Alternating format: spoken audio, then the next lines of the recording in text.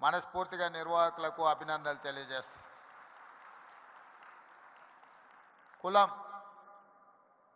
కులం అనేది వృత్తిని బట్టి వచ్చేది. కమ్మ కులానికి కమ్మ అంటే అమ్మ లాంటి వాళ్ళనే ఆలోచన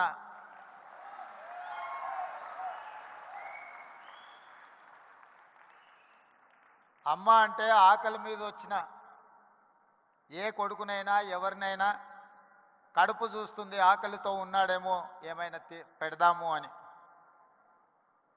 అందుకే కమ్మవారు భూమిని నేలను నమ్ముకొని వ్యవసాయం చేసి మట్టిలో నుంచి బంగారాన్ని తీసే పంటలు పండించి 10 మందికి సాయం చేసే కమ్యూనిటీ కమ్మ కులం.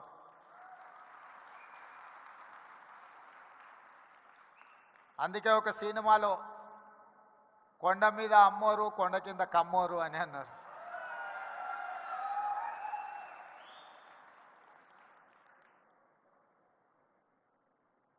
నేను మామూలుగా మా మిత్రులతో అంటుంటా, కమ్మాస్ ఎక్కడున్నారో మనం గుర్తుపట్టాలంటే పెద్ద రీసెర్చ్ చేయాల్సిన అవసరం లేదు.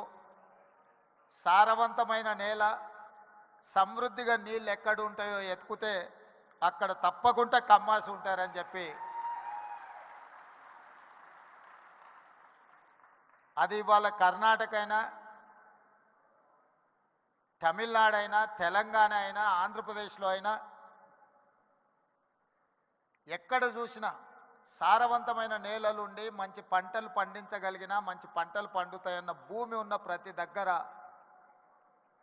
కమ్మ సోదరులు అక్కడ ఉంటారు. వాళ్ళ ఆలోచన ఎప్పుడు కష్టపడాలి, పంటలు పండించాలి, 10 మందికి ఉపయోగపడాలి, 10 మందిని ఆదుకునే ఆలోచన చెయ్యాలి అనేదే ఆ సామాజిక వర్గ నేపథ్యం. అదేవిధంగా నాకున్న సంబంధాలు కానీ లేకపోతే నాకున్న సన్నిహిత సంబంధాల గురించి నేను పెద్దగా చెప్పాల్సిన అవసరం లేదు. ఎందుకంటే నేను ఎక్కడున్నా నన్ను ఎట్లా అభిమానిస్తారో మిత్రుడు ఎరపతినేని శ్రీనివాసరావు గారు ఈ వేదిక మీద నుంచి మాట్లాడిన దాన్ని బట్టి నేను ఎక్కడున్నా, ఏ వేదిక మీద ఉన్నా కమ్మ సామాజిక వర్గం నన్ను ఎంత అభిమానంతో చూసుకుంటుందో ఎరపతినేని శ్రీనివాసరావు గారి మాటలు వింటే మిగతా అందరికీ అర్థమవుతుంది. అదేవిధంగా సత్యవాణి గారు ఒక మాట అన్నారు. వారు మాట్లాడుతుంటే అనర్గళంగా ఏ పేపర్ చూడకుండా వారి ఉపన్యాసం వినాలి అని అనిపిస్తుంది అని. అది ఎక్కడి నుంచో కాదు, ఎన్టీఆర్ లైబ్రరీలో నేర్చుకున్న చదివే ఈరోజు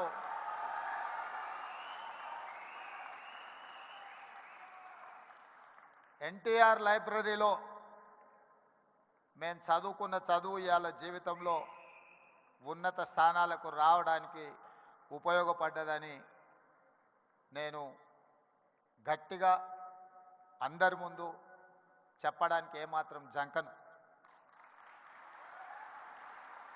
మనం వచ్చిన నేపథ్యం, మన రాణించిన తీరు, మనకు అవకాశం ఇచ్చిన వాళ్ళను తక్కువ చేసి మాట్లాడవలసిన అవసరం లేదు, చిన్న చేసి చూడడము పద్ధతి కాదు. అదేవిధంగా కమ్యూనిటీకి సంబంధించిన గొప్ప వ్యక్తుల గురించి, చరిత్ర గురించి మా మిత్రులు చాలామంది చెప్పారు. మిత్రుడు కుసుమ్ కుమార్ గారు ఎన్టీఆర్ కంటే ముందు 52 మంది కమ్మ సామాజిక వర్గం ఎమ్మెల్యేలు ఉండేవాళ్ళు అని అన్నారు.